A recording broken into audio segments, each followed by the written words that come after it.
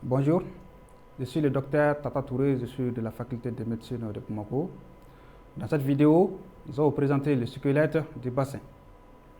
Cette présentation sera faite sur des os humains. Ici, nous avons une vue antérieure du bassin. Le bassin a la forme d'un cône tronqué avec une base supérieure et un sommet inférieur. Le bassin est formé par 4 os. De chaque côté, nous avons les 2 os coxaux. En arrière, le sacrum, ici. Et en bas, ici, nous avons le coccyx qui se trouve situé en bas du sacrum. Mais ici, on n'a pas le sacrum en totalité, nous avons qu'un morceau. Donc, ces os sont articulés entre eux. En avant, ici, nous avons la symphyse pubienne qui réunit les 2 os coxaux en avant. Et en arrière, les 2 os coxaux sont articulés avec le sacrum, ici, en formant les 2 articulations sacro-iliaques. Les bassins présentent à décrire 2 surfaces. Une surface exopelvienne qui regarde vers l'extérieur du bassin, une surface endopelvienne qui regarde vers l'intérieur du bassin, une circonférence supérieure et une circonférence inférieure.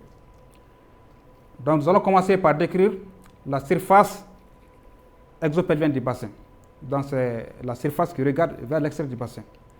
Cette surface peut être divisée en 4 régions. Premièrement, la région antérieure. Cette région antérieure est orientée en bas et en avant. Et cette région antérieure est centrée sur la symphyse pubienne qui réunit les 2 pubis. Et ces 2 pubis qui forment les pourtours antérieurs du foramen obturé.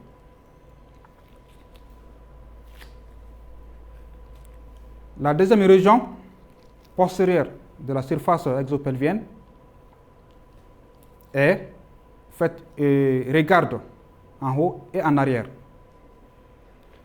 Dans cette surface, cette région postérieure est centrée par la face postérieure convexe du sacrum. De chaque côté, le sacrum s'articule avec la partie postérieure des 2 os coxaux en formant les articulations sacro-iliaques. Et en bas, la région postérieure est formée par les incisures. La grande incisure et la petite incisure. Donc il faut communiquer les petits bassins avec la région fessière. Les 2 régions latérales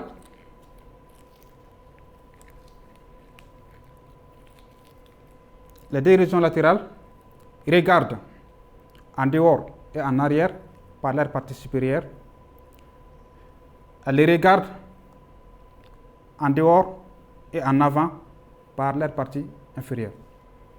On distingue à cette région latérale 3 parties. Une partie supérieure appelée la surface glutéale, donc qui donne insertion aux muscles glutéaux ou aux muscles fessiers. Une partie moyenne qui présente une surface articulaire appelée astabulum, qui va s'articuler avec la tête fémorale pour former l'articulation de la hanche. Et enfin, une partie inférieure, donc qui présente la tuberosité sciatique ici. La circonférence supérieure, on va décrire d'abord la surface endopelvienne. La surface endopelvienne du bassin est divisée en 2 parties par un étranglement appelé le détroit supérieur. Donc, au-dessus du détroit supérieur, nous avons les grands bassins. Et en dessous, les petits bassins. Voilà, ici voici les détroits supérieurs. Voilà. Donc, les grands bassins ou les pelvis majeurs est constitué de chaque côté par la fosse iliaque.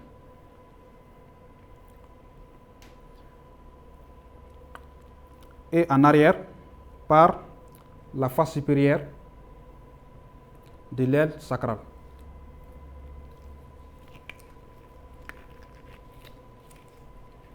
Donc les petits bassins ou le pelvis mineur est formé de chaque côté.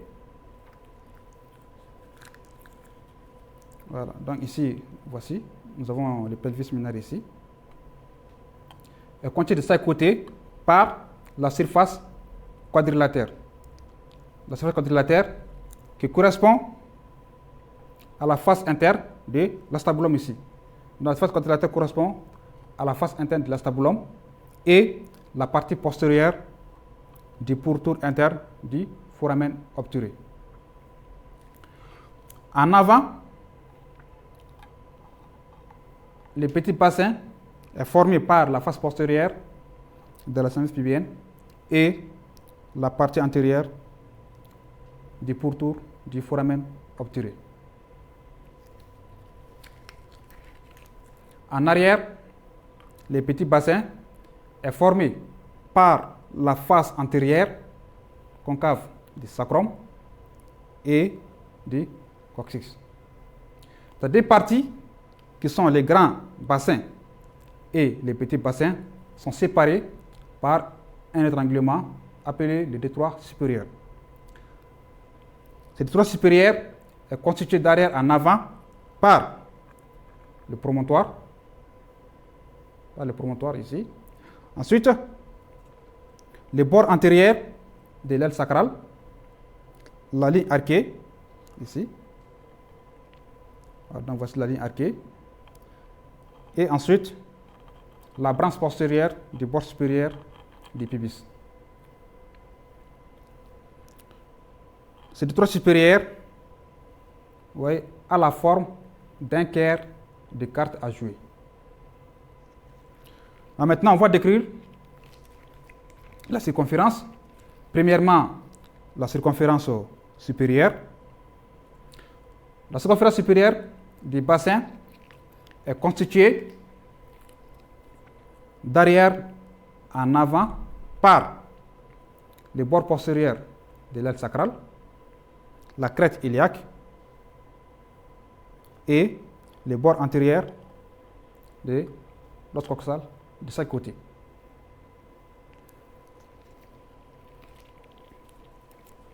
Maintenant,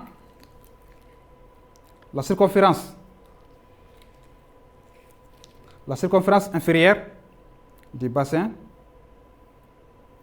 est circulaire, arrondi. Cette circonférence inférieure est formée de chaque côté par les deux branches ischio-pubiennes. Et par la tubérosité sciatique et les deux ligaments sacro-tibéraux qui relient la tubérosité sciatique au sacrum et au bord postérieur de l'os coxal, la partie supérieure du bord postérieur de l'os coxal. Et enfin, la circonférence inférieure du bassin est formée en arrière par les sommets du coccyx, qui est représenté ici par un morceau. Je vous remercie. À la prochaine fois pour une nouvelle vidéo. Cette image pour vous montrer les crédits de la vidéo. Cette autre image pour vous montrer les conditions d'utilisation.